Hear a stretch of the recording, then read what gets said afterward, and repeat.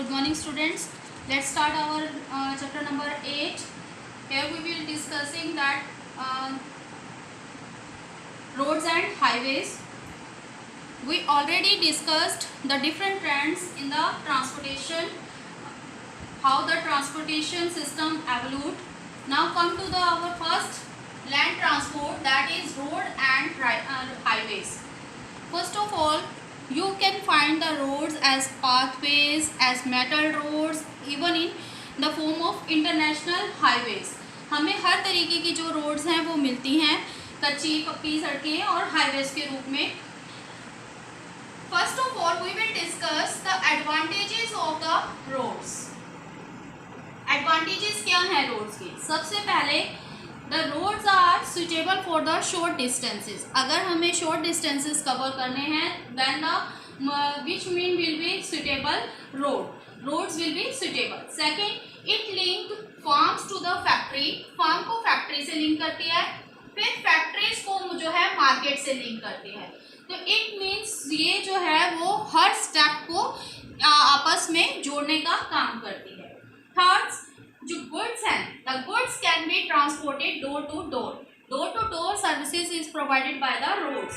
Even कि आपको कुछ भी अगर जो कोई भी चीज़ आपको लेनी है या लेने जाना है तो आपको इजीली वो आपके घर तक पहुंच जाती है. जैसे कि आजकल आपको ऑनलाइन सर्विसेज भी मिलती है, तो थ्रू द रोड वो आपको आपके घर तक पहुंचाई जाती है.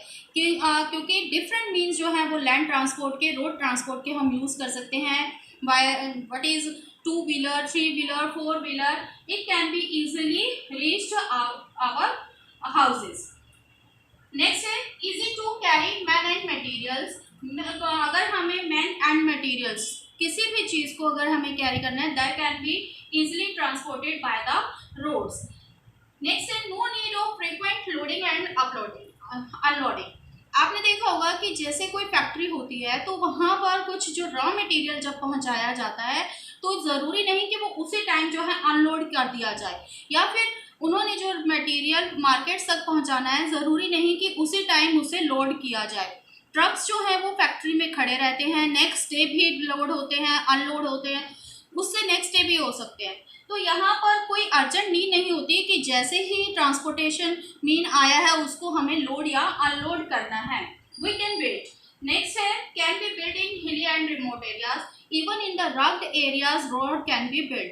आप कितने भी हिली एरिया पर चले जाओ आपको वहाँ पर रोड्स मिलेंगी. अब मोस्टली जो हिली एरियाज है वहाँ पर जो है हमें मेटल रोड्स मिलने लगी हैं.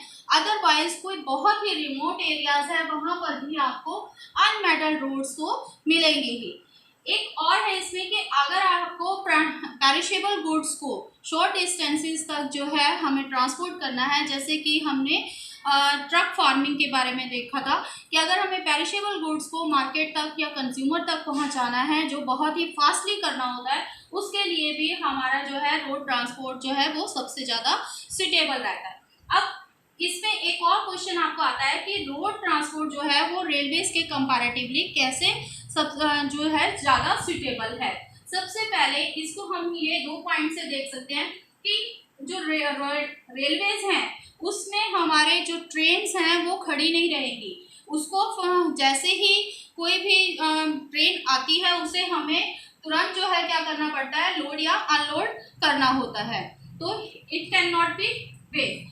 और सेकेंड, जो रेलवेज हैं वो हिली एरियाज में बनाना बहुत डिफ़िकल्ट टास्क है. आज तो फिर भी आपको जो है कुछ हिली एरियाज में ऊटी, शिमला वहाँ पर रेलवे लाइंस मिल जाती हैं, लेकिन फिर भी बहुत सारे आज भी हिल स्टेशन ऐसे हैं जहाँ पर रेलवेज नहीं पहुँचती, वहाँ पर सिर्फ रोड्स ही बनाई जा सकती हैं. थर्ड जो है इसमें रोड और रेलवेज के कंपैरिजन कि गुड्स जो है वो डोर टू डोर जो है वो थ्रू द रोड्स ही कैरी की जा सकती हैं.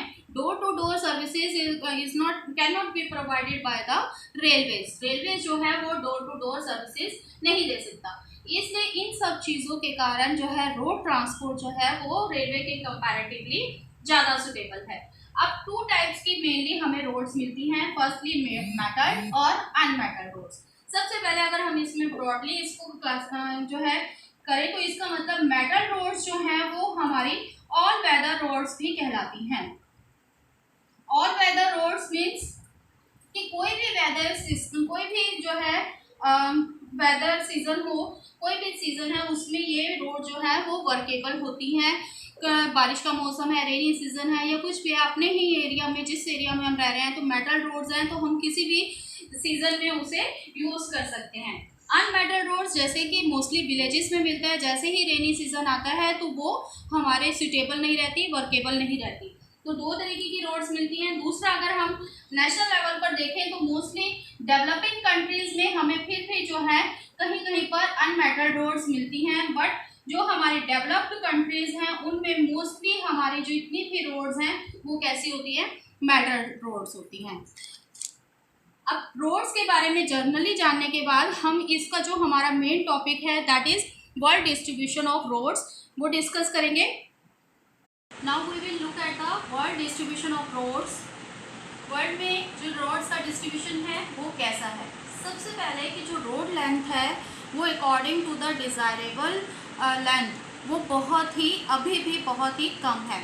नो डाउट कि roads are developed but still they are lacking their desirable length, कि अभी भी जो उनकी डिज़ायरेबल लेंथ है उससे कम है। If we look out the world, the motorable road length is 15 million kilometre. पूरे वर्ल्ड में जो हमारी मेटल रोड्स की हम यहाँ पर बात करें, जो रोड लेंथ है वो कितनी है, 15 मिलियन किलोमीटर है। इस 15 मिलियन किलोमीटर का 33% जो है वो अकेले नॉर्थ अमेरिका में है। So there is very uneven distribution of road length. You can see there is very uneven distribution of road length. It also depends upon number of factors. We will not discuss because it is not related to our content. But here is very uneven distribution of road length. But when we have to compare the countries on the basis of distribution of road, we will not consider the road length, we will consider the road density, because every place is not equal in the area wise जो है वो हर place equal नहीं है, population भी जो है equal नहीं है। लेकिन यहाँ हम रोड की बात करें तो एरिया जो है हर कॉन्टिनेंट का, हर कंट्री का जो है वो डिफरेंट है। डिफरेंट एरिया होने की वजह से अगर हम यहाँ रोड लेंथ की बात करते हैं, एक बड़े एरिया में ये भी रोड लेंथ जो है वो हमें कम लगेगी, जबकि एक छोटा सा एरिया है अगर इसमें ही हमने इतनी लगा दी तो यहाँ पर हमें ऐसा लगेगा यहाँ पर सड़कों का पूरा एक नेट बिछा हुआ है, जाल बिछा हुआ है। तो इस चीज़ को हम कंपेयर करने के लिए हमेशा क्या लेते हैं, डेंसिटी। जैसे हम पॉपुलेशन को जब कंपेयर करते हैं तो हम एब्सोल्यूट नंबर ना लेकर उसकी क्या लेते हैं, डेंसिटी। सिमिलरली जब हमें रोड को कंपेयर करना है तब भी हम उसकी क्या लेंगे, road density. Now what is road density? It is the total length of roads per 100 square kilometer area. Suppose it is a 100 kilometer square area. अब इस 100 किलोमीटर स्क्वायर एरिया में कितनी रोड लेंथ है, कितनी रोड लेंथ चाहे वो कहीं पर भी जा रही है, ये कितना किलोमीटर है, फिर उसके बाद इस किलोमीटर को भी हम इंक्लूड कर लेंगे, ये भी इंक्लूड हो गया, ये भी। तो इस तरीके से टोटल जो है हम इसका रोड लेंथ ले लेंगे, तो that is road density. 100 square kilometre में कितनी रोड लेंथ है, टोटल लेंथ रोड की हम लेते हैं तो वो हमारी क्या कहलाती है, रोड डेंसिटी। अब रोड डेंसिटी के अकॉर्डिंग जो है जापान जो है वो क्या है, फर्स्ट नंबर पर है। There is 327 million square kilometre per square kilometre per 100 square kilometre road density. तो यहाँ की रोड डेंसिटी क्या है, 327। सेकेंड नंबर आता है फ्रांस का, थर्ड यूके, फिर श्रीलंका और India is on the 5th number where the road density is 105 million kilometre. तो इट मीन्स इंडिया की जितनी पॉपुलेशन है और जितना वास्ट एरिया है उसके कंपैरेटिवली आज भी जो है रोड डेंसिटी जो है इंडिया की बहुत ही कम है। तो ये तो बात हुई रोड डेंसिटी की। इसी में एक कंसेप्ट आता है आपका ट्रैफिक फ्लो। अब जितना भी ये रोड है, रोड जो है वो किस लिए बनाई जाएंगी, कि जहाँ पर भी जो एरियाज ज़्यादा डेवलप हैं वहाँ पर गुड्स और पर्सन्स दोनों को ट्रांसपोर्टेशन मीन चाहिए और उन ट्रांसपोर्टेशन मीन्स को डेवलप करने के लिए रोड्स डेवलप की जाएंगी। तो इट मीन्स कि जब रोड डेंसिटी की हम बात करते हैं तो इसके साथ साथ हमारे पास एक कंसेप्ट आता है ट्रैफिक फ्लो। ट्रैफिक फ्लो क्या है?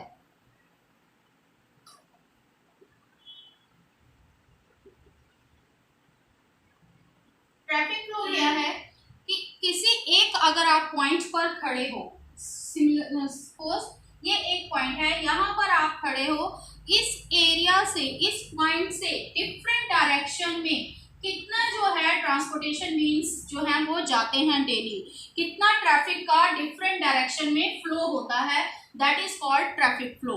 अब जैसे जैसे पॉपुलेशन इंक्रीज हो रही है, हम इंडस्ट्रियलाइजेशन की तरफ जा रहे हैं, हम जो है डेवलप्ड स्टेज की तरफ जा रहे हैं, तो उतना ही जो है ट्रैफिक जो है वो इंक्रीज होता जा रहा है। डिफरेंट मीन्स ऑफ जो ट्रांसपोर्ट है दैट आर आल्सो डेवलप्ड, इसलिए पहले के कंपैरेटिवली आप देखते हो कि इतना ज़्यादा हमें भीड़ भाड़, इतना कंजेशन, इतना ट्रैफिक जाम जो है वो मिलता है।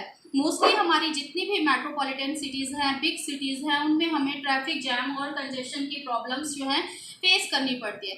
अब जैसे दिल्ली जैसे का एरिया का लो या मुंबई जैसे, जितना यहाँ पर पॉपुलेशन है, जितनी वहाँ पर डेवलपमेंट हो रही है, मार्केट अवेलेबल है, तो उतना ही ट्रैफिक भी इंक्रीज होता जा रहा है, जिसकी वजह से जो हमारा जो स्मूथ रोडिंग थी उसके साथ साथ वहाँ पर फ्लाईओवर्स बनाए जा रहे हैं उस कंजेशन को कम करने के लिए। Still we are facing the jams. तो ये जो है ये प्रॉब्लम हमें most of the big cities and जो मेट्रोपॉलिटन सिटीज़ हैं उनमें हमें नज़र आती है। इस ट्रैफिक फ्लो में भी हमने बताया कि बिग सिटीज़ और मेट्रोपॉलिटन सिटीज़ में हमें जो ट्रैफिक फ्लो है वो ज़्यादा दिखाई देता है। इसके साथ साथ दूसरी चीज़ की टाइम भी जो है इसका डिफरेंट है। ट्रैफिक फ्लो का एक पीक टाइम होता है ट्रैफिक फ्लो का, दैट इज पीक टाइम जो है जब सबसे ज़्यादा हमें जैम्स और ये सब चीज़ों की देखने को मिलता है सिटीज़ में या विलेजेस में, कहीं पर भी आप देखो, मोस्टली सिटीज़ की हम बात करेंगे कि यहाँ पर हमें ट्रैफिक को जाम की प्रॉब्लम देखने मिलती है। वो टाइम कौन सा है? Morning time and evening time. Morning and evening, इन दो टाइम में जो है वो हमें सबसे ज़्यादा ट्रैफिक फ्लो मिलता है, क्योंकि मॉर्निंग टाइम जो है वो लोगों का काम पर जाने का टाइम है और इवनिंग टाइम में they return back to their homes. So उस टाइम, दोनों टाइम पर हमें जो है ट्रैफिक फ्लो सबसे ज़्यादा हाईएस्ट यानी अपने पीक पॉइंट पर मिलता है। That is traffic flow which is also related to the roads. It can be asked in 1 or 3 marks question. Next, highway, we will discuss it in the next lecture. So have a nice day.